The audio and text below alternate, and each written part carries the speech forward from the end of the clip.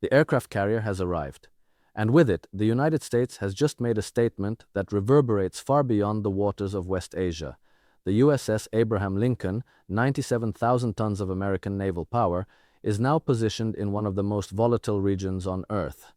But here's what the mainstream media won't tell you. This isn't just about military presence. This is about the recalibration of global power at a moment when the old order is crumbling before our eyes. Think about what we're witnessing. While the dollar's dominance faces unprecedented challenges, while BRICS nations are actively building alternative financial architectures, while the petrodollar system that has underwritten American hegemony for 50 years shows cracks in its foundation, the response is predictable. Project Force, show strength, remind the world who still commands the seas. But there's a deeper game being played here. The deployment of the Abraham Lincoln isn't happening in isolation. It's synchronized with diplomatic failures, economic sanctions that are losing their bite, and a growing realization in Washington that the unipolar moment is over. The question isn't whether America remains a superpower, it does. The question is whether military deployments can shore up an empire whose economic foundations are shifting beneath it. And that, my friends, is the real story nobody's talking about. Let me be very direct with you about what's happening right now, because the implications of this deployment go far deeper than what you'll hear on cable news or read in the carefully sanitized press releases from the Pentagon. The USS Abraham Lincoln didn't just show up in West Asia by accident. This is a choreographed move in a much larger geopolitical chess game, and if we're going to understand what's really at stake, we need to peel back the layers of narrative and look at the cold, hard realities beneath the surface. First, let's talk about what the Abraham Lincoln actually represents. This isn't just a ship, this is a floating city of American military might, a Nimitz-class supercarrier that carries approximately 90 aircraft, houses nearly 6,000 sailors and airmen, and operates as a completely self-sufficient military base that can project power anywhere in the world. When you see one of these carriers moving into position, you're watching decades of military doctrine, billions of dollars in investment, and the concentrated will of the American national security establishment all converging on a single point.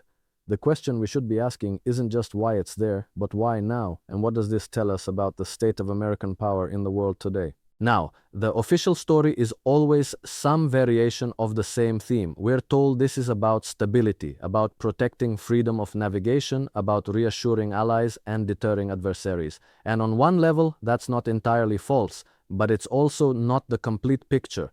What we're actually witnessing is a response to a fundamental shift in the global balance of power that has been accelerating over the past several years, and particularly over the past several months. The United States is no longer operating from a position of unquestioned supremacy. Instead, it's operating from a position of managed decline, trying to hold together a system that is fracturing in multiple directions simultaneously. Think about the broader context for a moment. We're living through a period where the BRICS nations, Brazil, Russia, India, China, and South Africa, along with new members like Saudi Arabia, the UAE, Egypt, Ethiopia, and Iran, are actively constructing alternative economic and financial architectures that bypass the dollar-dominated system. This isn't speculation or conspiracy theory. This is openly stated policy.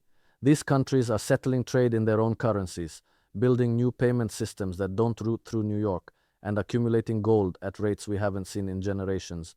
The petrodollar system, which has been the bedrock of American financial hegemony since the 1970s, is being systematically dismantled piece by piece. And here's where the Abraham Lincoln comes into the story.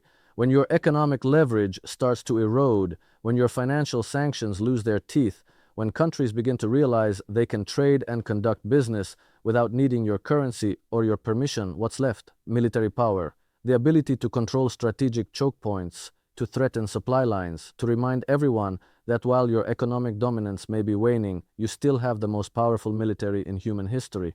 This is the logic that's driving deployments like this one. It's not confidence, it's compensation. Let's dig into West Asia specifically, because this region is absolutely critical to understanding the grand strategy at play. This is where some of the world's most important shipping lanes converge. This is where a massive percentage of global energy supplies originate. This is where multiple regional powers with their own ambitions and their own alliances are jockeying for position. And critically, this is where American influence has been steadily eroding for years, despite, or perhaps because of, decades of military intervention, regime change operations, and attempts to reshape the region according to Washington's preferences. The Abraham Lincoln's deployment comes at a moment when regional dynamics are shifting in ways that are deeply uncomfortable for American strategic planners. Iran has survived decades of sanctions and is now integrating more deeply into Eurasian economic structures through its partnership with China and its inclusion in BRICS. Saudi Arabia, long considered an unshakable American ally, has been making independent strategic decisions that would have been unthinkable just a few years ago. Normalizing relations with Iran through Chinese mediation, conducting trade in currencies other than the dollar, and entertaining proposals for security arrangements that don't center on Washington. The United Arab Emirates is positioning itself as a neutral hub for global trade, including trade that explicitly circumvents Western sanctions. Turkey, a NATO member, is playing its own game, maintaining relationships with Russia even as it nominally remains part of the Western alliance. What you're seeing is the fragmentation of what was once a relatively coherent American-led order in the region. And when that order starts to fragment, when countries start making calculations based on their own interests rather than on instructions from Washington, the response is predictable. You send a carrier, you make a show of force, you remind everyone who has the biggest guns. But here's the problem with that strategy. It only works if people believe you're willing to use those guns, and increasingly, they're not sure that you are. Or more precisely, they're not sure that using those guns would actually achieve the outcomes you want. Consider the track record. The United States has been militarily active in West Asia and the broader Middle East for decades. We've had operations in Iraq, Afghanistan, Syria, Libya, Yemen, and numerous other countries through direct intervention, proxy forces, or drone campaigns. And what has all of that military activity actually achieved? Iraq is closer to Iran than it ever was under Saddam Hussein. Afghanistan is back under Taliban control. Syria's government survived a massive regime change operation. Libya descended into chaos and became a haven for militias and a transit point for migration that destabilizes Europe. Yemen turned into a humanitarian catastrophe with no clear resolution. The idea that military force alone can reshape complex political realities has been tested extensively, and the results are not encouraging. But institutional momentum is a powerful thing. The national security establishment operates according to certain assumptions and certain playbooks, and when those playbooks have been used for decades, it's very difficult to change course even when the evidence suggests you should. So you keep deploying carriers, you keep maintaining bases, you keep running operations, because that's what you know how to do, and because admitting that the strategy isn't working would require a fundamental rethinking of America's role in the world that the establishment is simply not prepared to undertake. Now, let's talk about what this means for the risk of actual conflict, because that's obviously the question on everyone's mind when they see a carrier battle group moving into a tense region. The presence of the Abraham Lincoln does increase the potential for miscalculation and escalation. You have American forces in close proximity to Iranian forces, to Russian forces that are active in Syria, to various regional militaries and non-state actors, all operating in a relatively confined space with overlapping interests and long-standing grievances.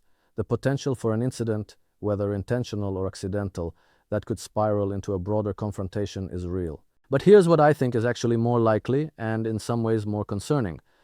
Rather than a dramatic military confrontation, what we're probably seeing is the continuation of a slow-motion strategic retreat disguised as strength projection. The United States can't simply abandon the region without massive consequences for its global position, but it also can't achieve its objectives through military means alone. And it's increasingly unable to achieve them through economic means as the dollar-based sanctions regime loses effectiveness. So what you get is this middle ground, maintaining presence, projecting power, trying to slow the rate of decline, while hoping that something changes in your favor. Think about what it costs to maintain this posture. A carrier strike group deployment isn't cheap. We're talking about billions of dollars in operational costs, thousands of personnel deployed away from home, massive logistical chains that need to be maintained, constant readiness and training requirements. And for what? To maintain the appearance of control in a region where actual control has been slipping away for years. It's a bit like a poker player with a dwindling chip stack who keeps making big bets to maintain the image of strength, hoping the other players don't notice that the fundamentals have shifted. And the other players have noticed. That's the crucial point that gets lost in a lot of the coverage. When China brokers a deal between Saudi Arabia and Iran, when Russia maintains its position in Syria despite years of American efforts to remove Assad, when countries across the region start denominating trade in currencies other than the dollar, when they start looking to Beijing and Moscow as potential partners rather than antagonists, these are all signals that the regional calculus has changed. The Abraham Lincoln showing up doesn't change that calculus back. It just adds another variable that regional powers have to account for as they pursue their own interests. Let me bring this back to the bigger picture, because that's where this really matters. What we're witnessing with this deployment is a microcosm of a global transition that's happening whether Washington wants it to or not. The unipolar moment that emerged after the Cold War, that brief period where the United States stood as the sole superpower with unquestioned military, economic, and cultural dominance, is over. We're moving into a multipolar world where power is distributed among several major centers, where regional powers have genuine agency, where the rules-based international order that was really just American preferences dressed up as universal principles is being challenged and reshaped. This transition is messy and it's dangerous because transitions between global orders always are. The rising powers want to accelerate the shift to reflect their growing strength. The declining hegemon wants to slow or reverse that shift to maintain its position. And in that dynamic, there's enormous potential for conflict, for miscalculation, for leaders to make choices based on domestic political pressures or institutional biases rather than clear-eyed assessments of interests and capabilities. The Abraham Lincoln deployment should be understood in this context. It's not really about any specific immediate threat or crisis in West Asia, although those can certainly be invoked to justify it. It's about America's struggle to maintain relevance and influence in a world that's moving beyond American dominance. It's about the national security establishment doing what it knows how to do, projecting military power in response to challenges that are fundamentally economic, political, and ideological in nature. And here's the tragic irony of it all. The resources being poured into maintaining this military presence, into deploying carriers and maintaining bases and running operations around the world, are resources that aren't being invested in addressing the actual sources of American decline. They're not going into infrastructure, into education, into industrial capacity, into research and development, into any of the things that would actually strengthen the foundation of American power over the long term. Instead, they're going into maintaining the appearance of strength while the fundamentals continue to weaken. You can see this pattern throughout history. Empires in decline almost always make the same mistakes. They overextend militarily while neglecting domestic renewal. They confuse military presence with actual influence. They assume that the strategies that brought them to dominance will be the same strategies that maintain it, not recognizing that the world has changed and new approaches are needed. The British Empire did this, the Soviet Union did this, and now we're watching the American Empire do the same thing in real time. Now, I want to be clear about something because this is important. None of this means that American power is finished or that the United States is about to collapse or anything dramatic like that. The United States remains extraordinarily powerful by any measure. It has the world's largest economy, the most advanced military, tremendous technological capabilities, vast natural resources, and significant cultural and institutional advantages. What it doesn't have anymore is the ability to unilaterally dictate outcomes across the globe, and that's the adjustment that Washington is struggling to make. The question is whether that adjustment can happen peacefully and relatively smoothly, or whether it's going to involve conflict and crisis. And deployments like the Abraham Lincoln cut both ways on that question. On one hand, maintaining American military presence can help deter aggression and maintain some degree of stability during a transition period.